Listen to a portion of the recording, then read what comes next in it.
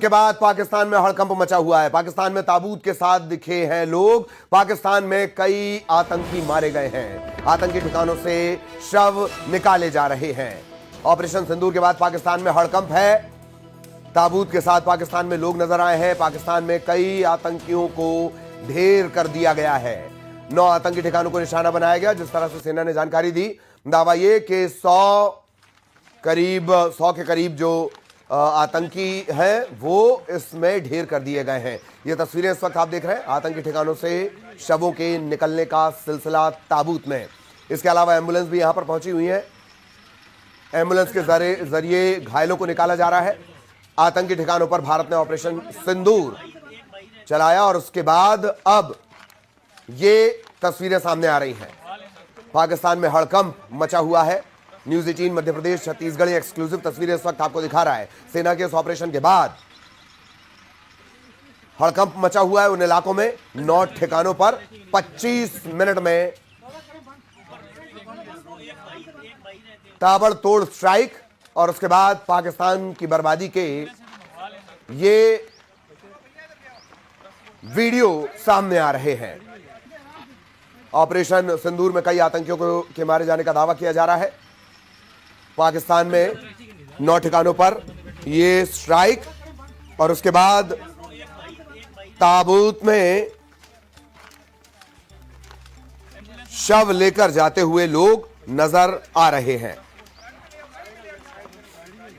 News 18 Madhya Pradesh Chhattisgarh पर exclusive तस्वीरें इस वक्त आप देख रहे हैं। 14 दिन बाद 25 मिनट में बदला पूरा। बड़ी खबर, लगातार हम अपडेट आपको दे रहे हैं। इधर प्रधानमंत्री मोदी ने अपने दौरे स्थगित कर दिए हैं। 3 देशों की यात्रा पर वो जाने वाले थे।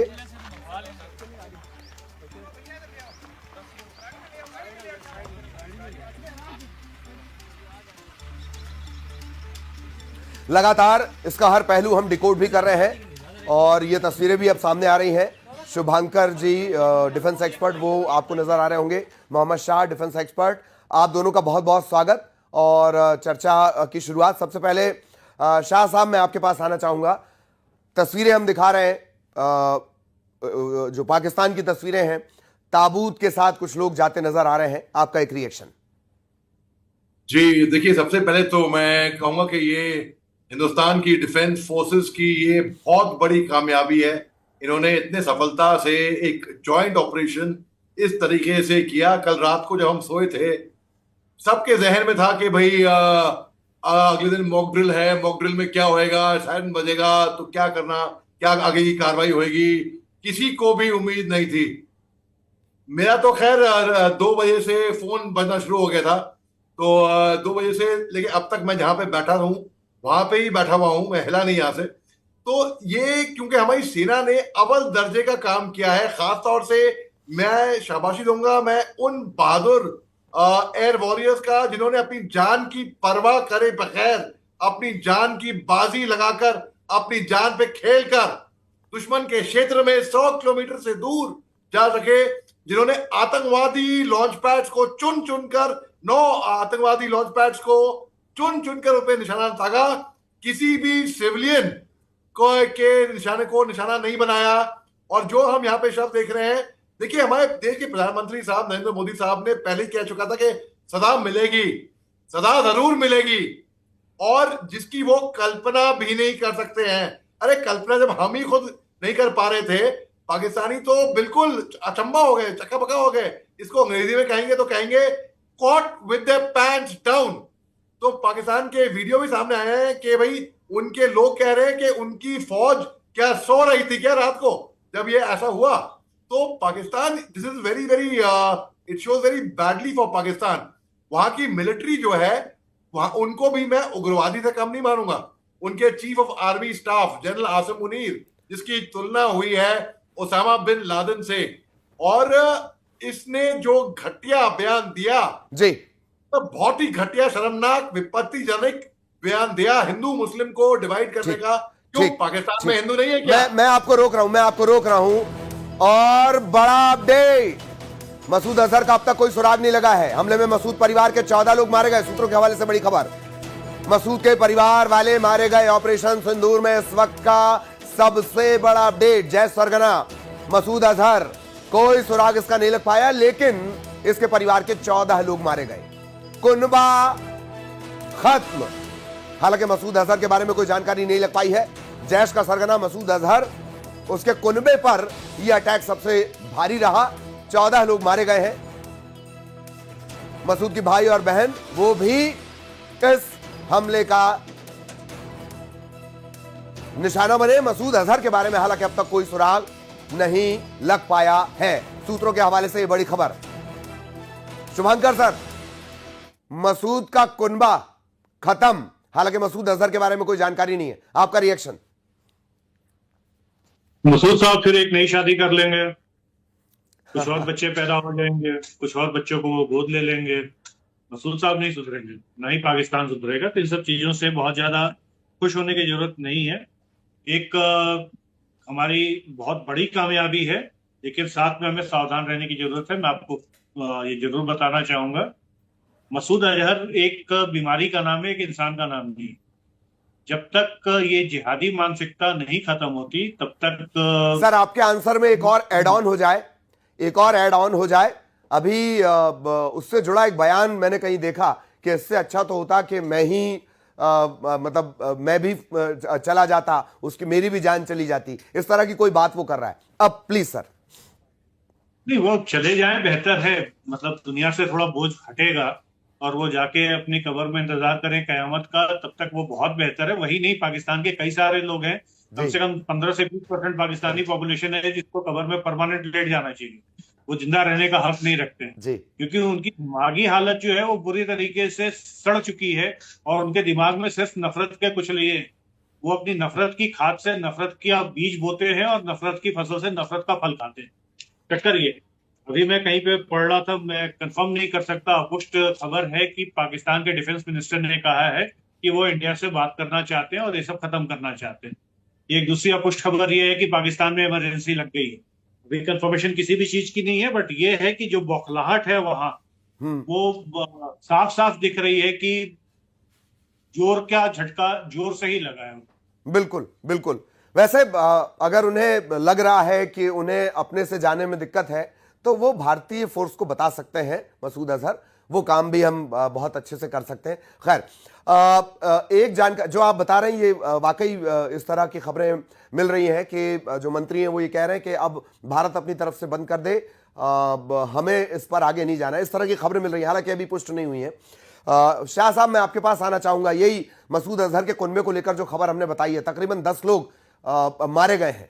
जी देखिए, इससे साफ ये दर्शाता है कि बुरा का अंत बुरा ही होएगा। बुरा करोगे तो कर्मा विल कैच ऑन। तो मौलाना मसूद अजहर, अपने आप को मौलाना कहते हैं, मौलाना तो है नहीं है, बिल्कुल पाक आदमी है नहीं है, पापी आदमी है। आतंकी पाल रखे थे, आतंकियों की फैक्ट्री बना रखी थी वहां पर। जिस तरीके से वहां पर बच्चों को ब्रेन वॉश किया जाता था, जिस तरीके से, ये वही आदमी है जो कि 1999 में दिसंबर में जो कंधार में हाईजैकिंग हुई थी, यहां पर इसका नाम सामने आया था। अब इसने अपने परिवार वालों को भी उस तरीके से ब्रेन वॉश कर रखा था इसने। अगर ये कहेगा कि वो सिविलियन थे, वो मैं कतई नहीं मानूंगा। हाफिज सईद, मौलाना मसूद अजहर, ये सब बीमारी है वहां की। ये सब वहां के हैरत की बात तो ये है, हैरत की बात तो ये, पाकिस्तान को अपनी कैंसर की बीमारी के बारे में पता भी नहीं है। ये सबसे ज्यादा परेशानी और दिक्कत वाली बात है। अली साहब, आपने बिल्कुल सटीक फरमाया। बिल्कुल, पाकिस्तान को अपने कैंसर के बारे में ये शायद पता है, मेरे ख्याल से पता है। उनको बीमारी का इलाज नहीं करना, वो खुश है कैंसर के साथ जीते। जो कुछ ऐसे जानवर होते हैं ना, जो गंदगी में रहना पसंद करते हैं, उनको अगर सफाई में लाओ तो ना उनको मंजूर नहीं होगा वो।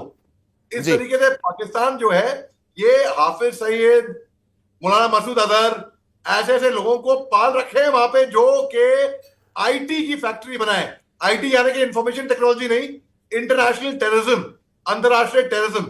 तो पाकिस्तान, हमारे देश के प्रधानमंत्री ने कहा था कि सजा मिलेगी, सजा जरूर मिलेगी, जिसकी वो कल्पना भी नहीं कर सकते। जी, पाकिस्तान ने वो अपने पे ले लिया। हाँ उनको लगा कि उनके बारे में बात कर रहे हैं और वो डर गए बिल्कुल। जी ये जी। साफ मैं दर्शाता है जी कि भाई जी। ये बात मैं अली सर बच्चे आऊंगा आपके पास। मालूम है। मैं शुभांकर जी आपके पास आना चाह रहा हूं।